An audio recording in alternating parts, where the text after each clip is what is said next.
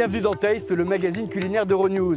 Nous sommes aujourd'hui à Ine, au bord de la mer du Japon, près de Kyoto, pour découvrir les bienfaits venus de la mer et comment ils peuvent s'accorder parfaitement avec une boisson iconique et subtile, le saké. Au Japon, on n'est jamais très loin de la mer, qui apporte une humidité constante favorable à la culture du riz.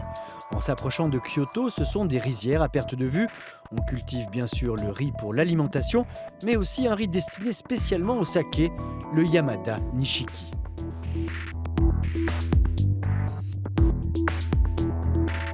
Mais c'est l'eau qui compose 80% du saké qui lui donne sa qualité finale. Les sanctuaires shinto célèbrent ce miracle de la nature. Ici, dans le quartier de Fushimi, à Kyoto, la source Gokusui est réputée pour être l'une des plus pures du Japon.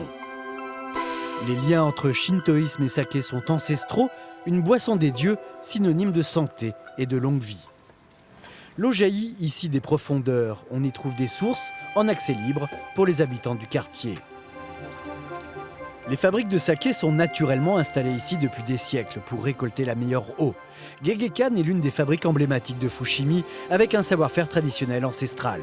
Nous sommes accueillis par le maître Toji qui supervise toutes les étapes de la fabrication du saké. Il nous convie à la source d'eau qui jaillit au cœur même de la fabrique. Dans l'eau d'ici, les minéraux comme les ions de calcium et de magnésium sont en parfait équilibre. Ces minéraux sont essentiels pour l'action du koji qui est ajouté, c'est-à-dire la levure, et qui donne la particularité du saké. Le riz est donc cuit, lavé, étalé, puis ajouté à une enzyme, le koji, qui change l'amidon en sucre, puis les sucres en alcool. Le saké est une boisson fermentée, comme le vin ou la bière. Il titre entre 14 et 18 degrés. Les étrangers et notamment les restaurateurs sont tombés amoureux du saké. Nous allons à Tokyo, ville connue pour ses innombrables restaurants, pour rencontrer Dominique Bouchet, doublement étoilé au Michelin, qui vit depuis 35 ans entre la France et le Japon. Pour lui, le saké a été une révélation. Je compare un peu le saké comme un diamant qui s'allie avec tous les éléments que nous donne la mer, que ce soit les crustacés, que ce soit coquillages, coquilles Saint-Jacques, homards, poissons, etc. Même les algues. Donc tout ce qui vient de la mer se marie très bien. Et je trouve que c'est ça qui en fait sa beauté, son charme et son pouvoir magique pour les cuisiniers.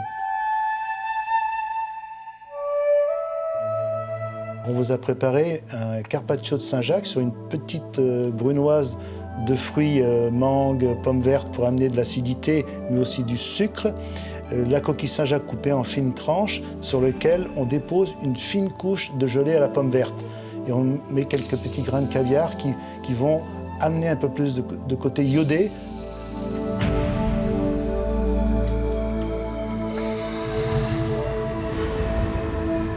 Le saké a ce côté magnifique de s'allier avec tout ce qui est iodé, tout ce qui vient de la mer.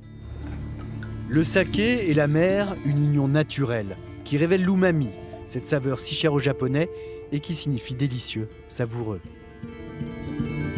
Une invitation à déguster et à voyager.